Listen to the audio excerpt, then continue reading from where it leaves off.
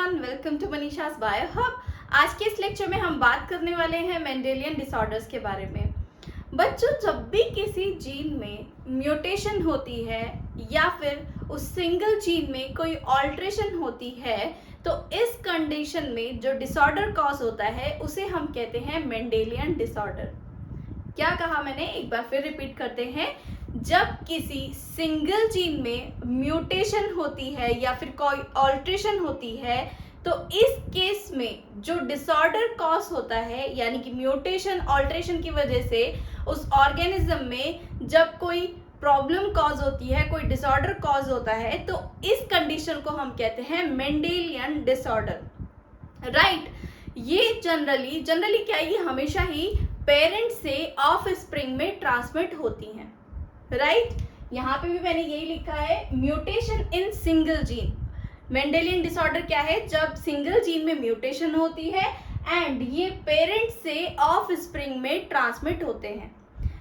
यहाँ पे कुछ आपकी एनसीईआरटी में एग्जाम्पल्स दिए गए हैं मेंडेलियन डिसऑर्डर्स के, तो यहाँ पे भी ठीक हम वही एग्जाम्पल्स को स्टडी करके चलेंगे एंड समझने की कोशिश करेंगे कि मेंडेलियन डिसऑर्डर होते क्या है। सबसे पहला जो एग्जाम्पल आपका दिया गया है वो दिया गया है हीमोफीलिया का, then sickle cell anaemia and phenylketonuria. Right. तो सबसे पहले हम जो समझ के चलेंगे वो हम समझ के चलेंगे हीमोफीलिया के एग्जाम्पल को। हीमोफीलिया क्या होता है? सबसे पहला तो ये किस टाइप का डिसऑर्डर है? ये है आपका sex linked recessive disorder. Haemophilia क्या है? एक सेक्स लिंक्ड, यानी कि ये कहाँ प्रेजेंट होगा, इसके जीन कहाँ प्रेजेंट होंगे जो हीमोफीलिया को कॉज कर रहे हैं? सेक्स क्रोमोसोम्स पे। ठीक है। एंड किस कंडीशन में ये डिसऑर्डर कॉज करेगा? अपनी रेसेसिव फॉर्म में। ठीक है। एंड बात करें अगर ये किस पेरेंट से कौन सी ऑफ स्प्रिंग में ट्रांसमिट होती है, तो ये कैरियर मदर से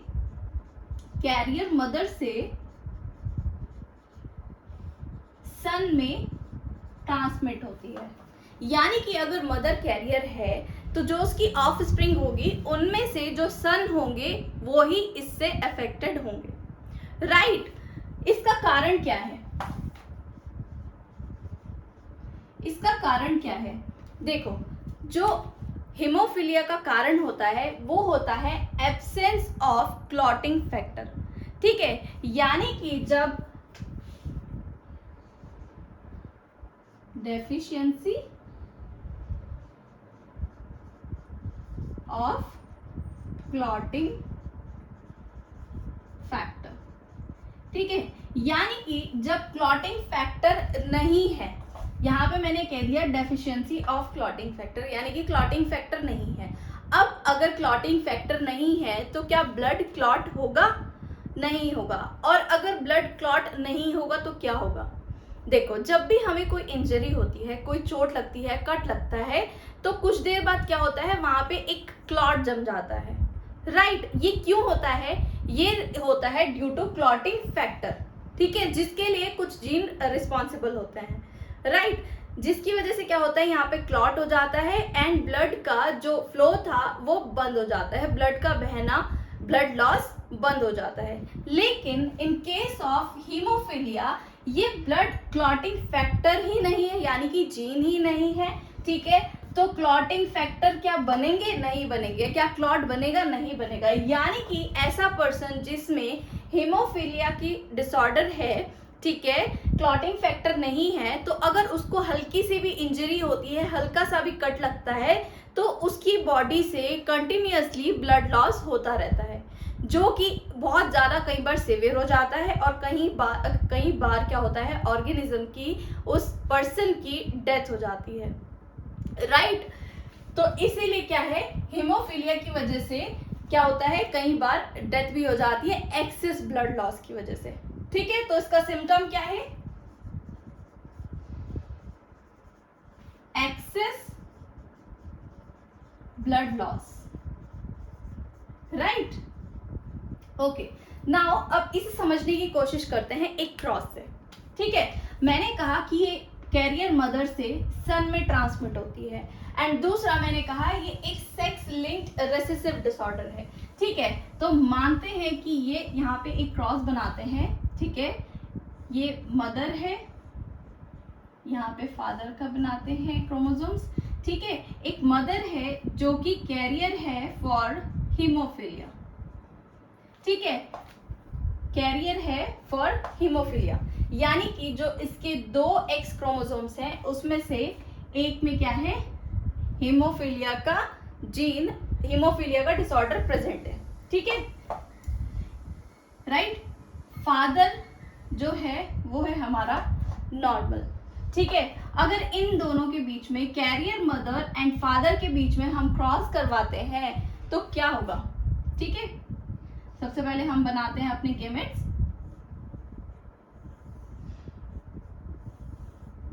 एक्स एंड वाई। ठीक है, ये हमारे गेमेट्स बन गए, राइट। ऑफ स्प्रिंग की अगर बात करें, ऑफ स्प्रिंग्स की अगर बात करें तो यहाँ पे क्रॉस करने पर हमें क्या मिलेगा, okay, X X X H Y and X Y, right. इस तरीके से हमें मिलेगा। ठीक है, जो फीमेल है वो कैसी है, कैरियर। ठीक है, normal 25% normal female, 25% carrier female. ठीक है, एंड देखो यहाँ पे एक समझने की बात है, ये वाला मेल कैसा है, नॉर्मल मेल। एंड जो ये एक्स वाई विद हीमोफीलिया वाला मेल है ये कैसा होगा, हीमोफिलिक होगा। ठीक है, क्या होगा ये, हीमोफिलिक, हीमोफिलिक मेल। यानी कि इनमें से हीमोफीलिया किसे हुआ, सन को, मेल को। ऑफ स्प्रिंग में सिर्फ मेल को ही हुआ क्योंकि ये सेक्स लिंक्ड रेसेसिव डिसऑर्डर है। ठीक है, दूसरी बात कि क्यों ये जनरली फीमेल्स को नहीं होता। यहाँ पे एक क्वेश्चन आता है कि क्यों फीमेल में हीमोफीलिया की वजह से बहुत ज्यादा सीवियर डेथ क्यों नहीं होती, क्यों ये मदर से सन में ही जा रहा है। देखो, अगर किसी मदर की मैरिज क्या होती है, अगर किसी मदर की, कैरियर मदर की मैरिज एक मेल से होती है जो कि हीमोफिलिक है। ठीक है, तो क्या ये पॉसिबल है, नहीं है, क्योंकि हीमोफीलिया में अगर मेल है तो ये कैरियर नहीं होगा, ये हीमोफिलिक होगा। अगर ये हीमोफिलिक है तो इसकी लाइफ की अर्ली स्टेज में ही डेथ हो जाएगी, राइट। क्योंकि यहाँ पे तो फीमेल सरवाइव कर गई, ये कैरियर थी। ठीक है, मेल जो था हीमोफिलिक था। अब भैया ये शादी तो तब करेगी ना जब ये मेल बचेगा, है ना, क्योंकि अपनी अर्ली स्टेज ऑफ लाइफ में ही हीमोफीलिया की वजह से डाई हो गया, सरवाइव नहीं कर पाया, हल्की सी इंजरी से भी इसकी डेथ हो गई। इसीलिए ये वाला केस ऑलमोस्ट रेयर है, पॉसिबल है ही नहीं। इसीलिए जो फीमेल्स होती है वो जनरली कैसी होती है, कैरियर ही होती हैं। ठीक है, वो अफेक्टेड नहीं होती हैं, राइट। क्लियर है इतनी बात, ओके। तो ये तो हमारी बात थी हीमोफीलिया के बारे में। सेकंड आता है हमारा सिकल सेल एनीमिया। इसके नाम से ही पता चल रहा है सिकल सेल, यानी कि हम ऐसी सेल्स की बात कर रहे हैं जिसका शेप सिकल टाइप है। ठीक है, ये कंडीशन कब होती है, यहाँ पे मैं इसको रब कर देती हूँ। देखो, सबसे पहला ये किस टाइप का डिसऑर्डर है, ये एक ऑटोसोमल रेसेसिव डिसऑर्डर है, राइट। ऑटोसोमल रेसेसिव डिसऑर्डर, यानी कि इस डिसऑर्डर को कॉज करने वाले जो जीन्स है वो ऑटोसोम्स पर प्रेजेंट है, राइट। ये डिजीज भी पेरेंट से ऑफ स्प्रिंग में ट्रांसमिट होती है, राइट।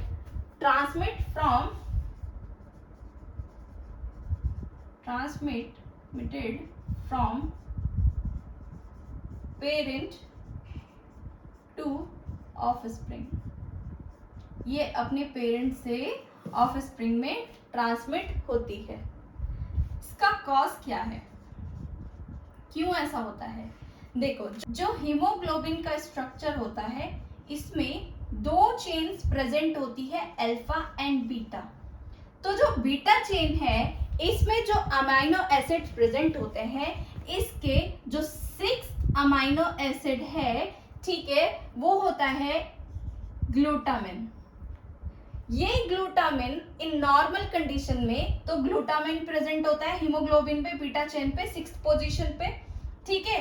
लेकिन in case of sickle cell anaemia क्या होता है, ये जो बीटा चेन है इसका जो 6th अमाइनो एसिड है ये रिप्लेस हो जाता है फ्रॉम वेलिनिन, ठीक है। यानी ग्लूटामिन की जगह पर क्या आ जाता है, वेलिनिन आ जाता है। इसकी वजह से क्या होता है, इसकी वजह से क्या होता है, जो आरबीसीज हैं, जो आरबीसीज का स्ट्रक्चर है वो कैसा हो जाता है, सिकल टाइप हो जाता है, ठीक है। जो आरबीसीज का स्ट्रक्चर है वो कैसा हो जाता है, इन जनरल आपको पता होगा जो आरबीसीज का स्ट्रक्चर होता है वो कैसा होता है, बाइकॉनकेव, राइट। जैसे आप क्या खाते हो, वो एक आती थी ना टॉफी पॉपिंस, वो एक लंबी सी एक उसमें रहती है, पैकिंग में रहती है, एक के ऊपर एक के ऊपर एक, तो वो कैसी रहती है, जैसे कॉइन से होते हैं ना, अंदर को धसे रहते हैं दोनों तरफ से, है ना। तो पॉपिंस ऐसी आती थी पहले, बिल्कुल आरबीसीज का स्ट्रक्चर उन्हीं टॉफीज जैसा होता है। लेकिन in case of sickle cell anaemia ये जो टॉफी जैसा स्ट्रक्चर है, ठीक है, यानी बाइकॉनकेव स्ट्रक्चर है, ये कन्वर्ट हो जाता है इनटू सिकल फॉर्म, राइट। जिसकी वजह से क्या होता है, जो पर्सन है जिसको सिकल सेल एनीमिया हो गया है, वो क्या, उसकी जो ऑक्सीजन एफिशिएंसी है, ऑक्सीजन कैरी करने की एफिशिएंसी है उसके ब्लड की, वो कम हो जाती है। वो हमेशा उसकी बॉडी में पेन रहता है, उसको थका थका सा फील होता है, राइट। तो ये कंडीशन होती है सिकल सेल एनीमिया में। क्लियर है इतनी बात? ओके। नेक्स्ट हमारा जो डिजीज आता है, डिसऑर्डर आता है, वो होता है फिनाइल कीटोन्यूरिया।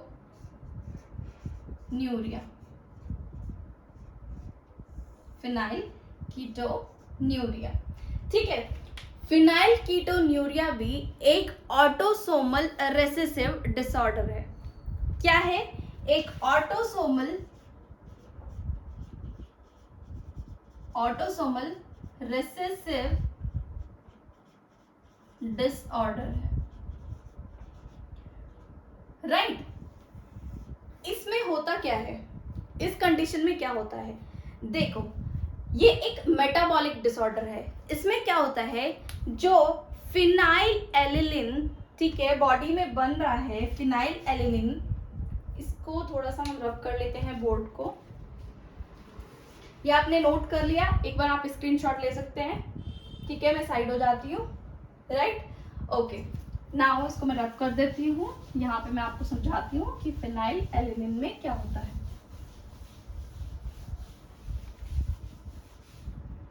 ओके, देखो क्या होता है, फिनाइल कीटोन्यूरिया में क्या होता है, जो फिनाइल एलिनिन हमारी बॉडी में प्रेजेंट होता है, ये इन जनरल कन्वर्ट होता है टायरोसिन में with the help of an enzyme phenylalanine hydroxidase, ठीक है, एक एंजाइम फिनाइलएलिलिन हाइड्रोक्सीडेज, ठीक है। इसकी हेल्प से क्या होता है, ये जो फिनाइलएलिलिन है ये कन्वर्ट होता है टायरोसिन में।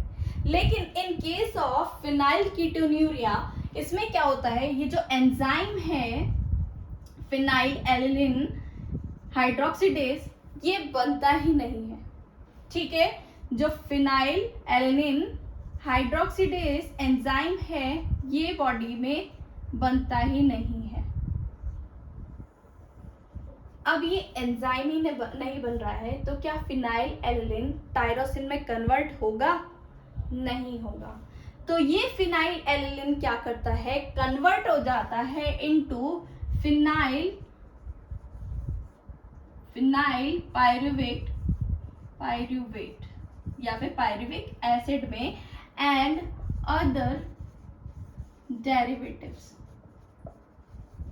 ठीक है, ये फिनाइल एलिलिन कन्वर्ट हो जाता है फिनाइल पायरुवेट या फिर फिनाइल पायरुविक एसिड में कन्वर्ट हो जाता है एंड साथ ही साथ अदर डेरिवेटिव्स में कन्वर्ट हो जाता है जब ये एंजाइम प्रेजेंट है ही नहीं इन केस ऑफ फिनाइल कीटोन्यूरिया में, राइट। जिसकी वजह से क्या होता है, ये जो फिनाइल एलिलिन है ये क्या होता है, ब्रेन में जाके एक्यूमुलेट होना शुरू हो जाता है कुछ कंडीशंस में। ठीक है, ये क्या होता है, जाके ब्रेन में एक्यूमुलेट हो जाता है, जिसकी वजह से क्या होता है, पर्सन में हो जाती है मेंटल रिटार्डेशन। भाई अब ब्रेन में कोई चीज जाके जमा हो जा रही है, कोई अनवांटेड चीज जाके ब्रेन में एक्यूमुलेट होना शुरू हो गई, तो क्या वो ब्रेन अपना नॉर्मल फंक्शन कर पाएगा, नहीं कर पाएगा। तो इसी वजह से फिनाइल कीटोन्यूरिया जिस पर्सन को होता है वो क्या हो जाता है, मेंटली रिटार्ड हो जाता है, राइट। क्लियर है इतनी बात। तो ये एक डिसऑर्डर, कैसा डिसऑर्डर था, ये एक मेटाबॉलिक डिसऑर्डर था, राइट। जिसकी वजह से फिनाइल एलिलिन कन्वर्ट नहीं हो पाता है टायरोसिन में।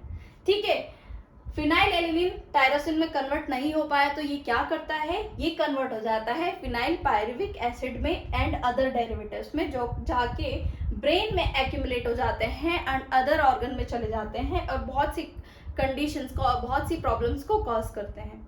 क्लियर है इतनी बात। तो ये थे आपके मेंडेलियन डिसऑर्डर। आई होप आपको अच्छे से क्लियर हो गया होगा जितना भी मैंने आपको यहाँ पे समझाया है।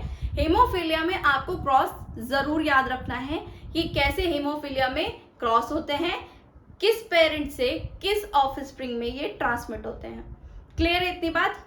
I hope you like this video, and if you like this video, do not forget to like, share and subscribe this channel. Thank you so much. Bye bye.